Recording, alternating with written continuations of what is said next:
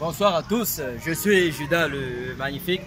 Voilà, aujourd'hui je suis avec un de nos représentants des forces de l'ordre, voilà, l'inspecteur Tara. Bonjour inspecteur. Bonjour.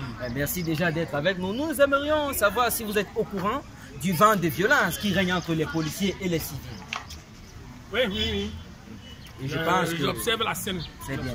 Il y a tellement de bagarres qui se passent entre les policiers et les civils et se soldent en général par les échecs des policiers. Comment expliquez-vous cela? Non, non, c'est fait à dessein, c'est stratégique. Voilà, c'est stratégique. Si vous voyez les policiers perdre, perdre face aux civils, c'est stratégique. Parce que le policier a été formé pour abattre, pour remettre de l'ordre, pour sensibiliser. Donc ça veut dire que si le policier laisse le civil prendre le dessus, il le fait à dessein. Il le fait à dessein parce qu'il ne faut pas qu'on dise que non, la police est camerounaise et brute, la police camerounaise agit n'importe comment. C'est pour ça qu'on laisse le civil prendre le dessus. Sinon, si on se fâche, le civil ne peut jamais prendre le dessus. Tu n'ignores rien. Ça veut dire que les policiers qui ont réussi à prendre le dessus, parce qu'il y a un policier qui a molesté un civil, ça veut dire qu'eux, ils ont enfreint la loi? Non, ils n'ont pas enfreint la loi. Ça veut dire que le civil a outrepassé. Oui. Il a outrepassé vraiment le niveau. Parce que l'homme est fait un cœur de chair et non de pierre. Ça veut dire que malgré la loi, malgré la formation que tu reçois, il y a les niveaux où tu peux perdre le contrôle. Il y a les niveaux où tu peux vraiment agir pour te défendre et pour remettre le civil sur les rails.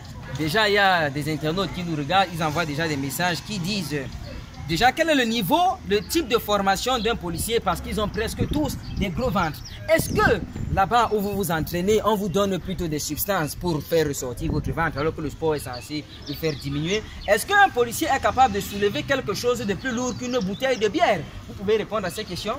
Dans le corps de la police, il y a les différents corps. Oui. Il y a les stratèges.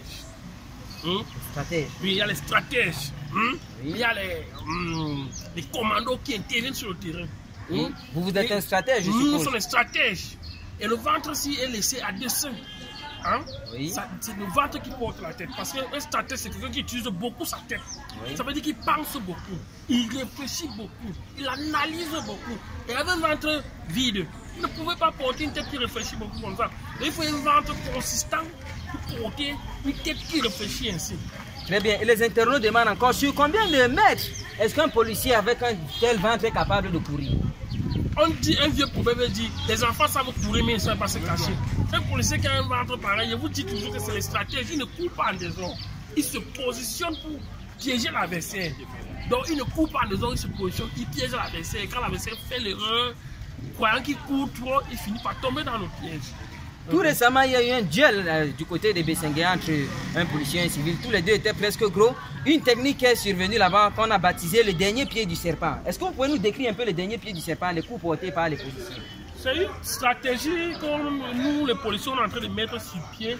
Une stratégie pour fidéliser les combats par un chaos irréversible. Donc c'est une stratégie qu'on vient de mettre sur pied, qu'on étudie encore. Oui. Comment finaliser les combats par un chaos irréversible. On appelle ça le pied du serpent.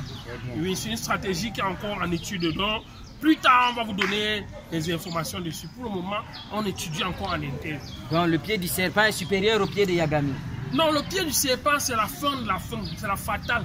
C'est le Saigata. Voilà. Oui. Très bien, on attend bien sûr un pied du serpent bien réalisé. Cependant, j'aimerais également vous interroger sur cette autre situation.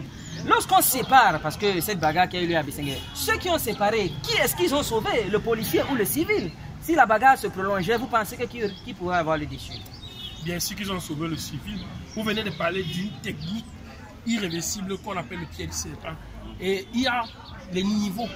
Oui. Les niveaux. Le pied du serpent a 3 niveaux. Il y a le premier niveau où, quand c'est un adversaire qu'on souhaite juste corriger. Oui. Il y a le deuxième niveau quand c'est un adversaire qu'on souhaite neutraliser. Il y a le troisième niveau quand c'est un adversaire qu'on souhaite abattre. C'est là où on sort le pied le dernier pied du combat royal. Ça, c'est le combat royal. Ça veut dire que vous conseillez à tous les policiers, à chaque fois qu'ils veulent neutraliser un civil, d'utiliser le dernier pied du serpent? Non, pas le dernier pied. C'est pour ça qu'il y a 3 niveaux. Oui, le premier, le deuxième et le troisième. Oui. Ils peuvent utiliser le premier niveau. D'accord. Oui, voilà. Le premier niveau. Voilà. Merci déjà pour ça. Et je pense que chaque fois qu'on a une altercation avec un policier, ceux qui ne veulent pas voir les enfants grandir. Je pense qu'il y en a qui ont payé les pots cassés, même si le policier aura le souvenir d'un coup de tête qui a laissé le sang. Merci beaucoup à vous, l'inspecteur Tara. Pour le travail que vous faites pour essayer d'éclairer la quarantaine des gens. Parce que les gens se disent que les policiers sont là pour molester les gens. Hein? Ils ne savent pas pourquoi est-ce que les policiers agissent souvent de la sorte. Et il y a un problème, ils ne savent pas qu'il y a certains civils qui ont pour objectif de se mesurer aux forces de l'ordre pour essayer de voir. Hein? Nous vous remercions. Et voilà, c'était l'inspecteur Tara. Le proverbe dit un policier africain qui n'a pas un gros ventre n'est pas un policier. Merci. Voilà.